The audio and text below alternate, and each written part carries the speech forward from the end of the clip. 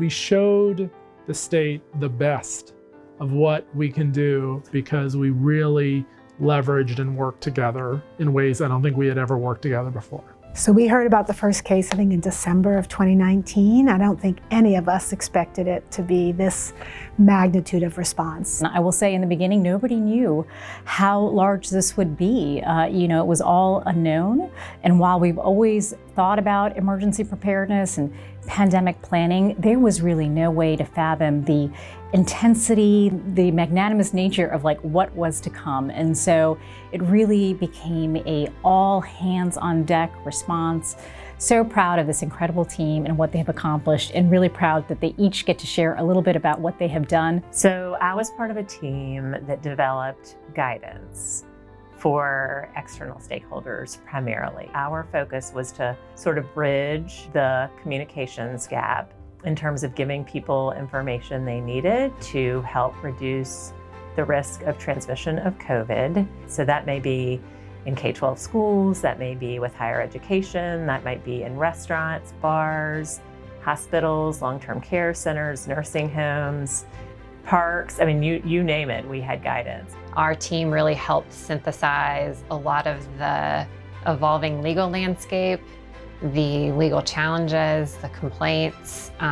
So we kind of sat as a middle ground between the legal and regulatory framework that was changing and having to advise our guidance teams and our public health teams on how to implement and how to avoid risks and manage compliance with those things to ultimately help protect the health of North Carolina. My team works really closely with local health departments in North Carolina. 86 health departments cover 100 counties, and my team are relationship managers. And so during the pandemic, we were amped up from a team of one, me, to a team of 3 or 4, and we spent just a ton of time working with local health directors and their teams to assure that we could get alignment across state and local public health. Our media inquiries quadrupled overnight when we first started getting inquiries about COVID-19.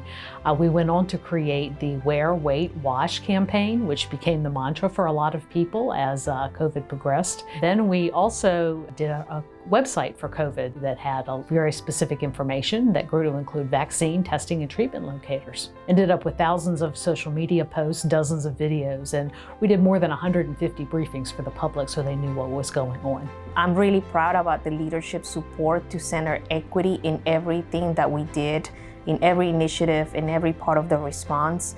And I'm really proud as well about the efforts from the communications department to make sure that our messaging was out there, reaching every corner of the state to our Spanish-speaking population. We knew that the Latino community was disproportionately impacted by COVID. It was really important for us to come together to respond to the needs of the community, and especially to address the inequities that we were seeing in the data in terms of vaccination and cases.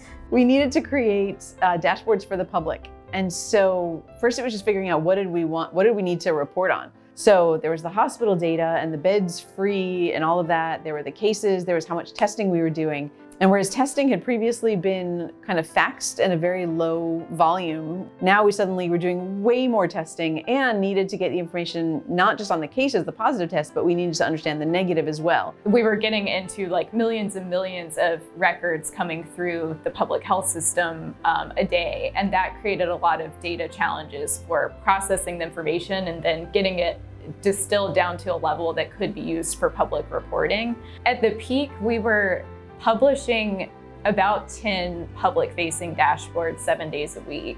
We also, over time, developed more and more internal dashboards because more detailed information was needed to run all of the COVID programs. We had somewhere around 30 plus ones that were being used by different teams across the department. It enabled us to do some really cool data visualizations that are actually actionable, to be able to say, where are our most vulnerable populations? Where are our lowest rates of vaccines? Where should we be doing our community events to get out the vaccines to the people who need them most, where we are the lowest at this point? So that was a really exciting opportunity to use the data to have impact and be able to act differently based on what we found that way. We were able to fund almost 50 community-based organizations across the state with footprints in 65 counties to help us with health education and prevention activities, vaccine events, matching people with providers and resources, and also treatment information as well. We stood up a software system, a new software system in a month.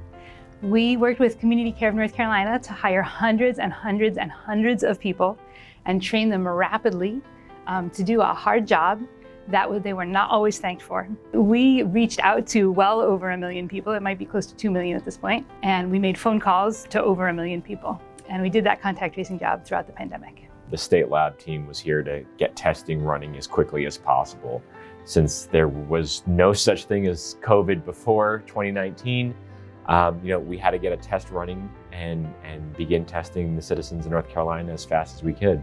And so the team worked tirelessly and selflessly to make sure that that happened. Our response became much more sort of fleshed out and nuanced as we went along, and what were initially just sort of hallway discussions became teams. And we brought people in specifically to focus on all these different areas that were so labor intensive and so important to the response. Our team at the North Carolina Healthcare Warehouse for COVID-19 response provided personal protective equipment for over 31,000 requests, totaling more than 143 million pieces of personal protective equipment. That was also 2.6 million COVID test kits, and we sent them to all 100 counties in North Carolina and the Eastern Band of Cherokee Indians. We helped with occupational clusters because occupation is a strong determinant of risk for COVID-19. We helped with some communications activities, and then we also established a wastewater surveillance program. And that we use wastewater in order to basically measure the amount of COVID that's in a community as a complement to our other metrics that we have for COVID-19. Since the beginning, when there were no tests, no treatments, and no vaccines, have worked to plan for those things and then be able to implement first testing. Then came the first few treatments, and then finally vaccines. And so we've been able to successfully reach a point where we've administered and distributed over 257,000 courses of treatment, almost 17 million vaccines, and over 2.5 million tests. So we've made great strides. I think it's important to note that while we were doing this rapid response, all hands on deck, working 80 hours a week from all the corners of the state, our teams had to keep the engines going and had to keep business as usual for all of our programs in the state. And the hundreds and thousands of folks that kept business as usual going in an excellent way while we were responding to the pandemic is just incredibly important to acknowledge. This team, and when I say team, I mean it was cross-departmental, have worked so hard for so long with such integrity and such professionalism and such honesty and such support of each other. Like, there is no team that deserves this award more than our COVID response team. All of us, and Governor included, took up the mantra that what can I do in this moment to be most helpful to the people of North Carolina? And it was that sense of selflessness that made such phenomenal and lasting impact and saved lives here in North Carolina.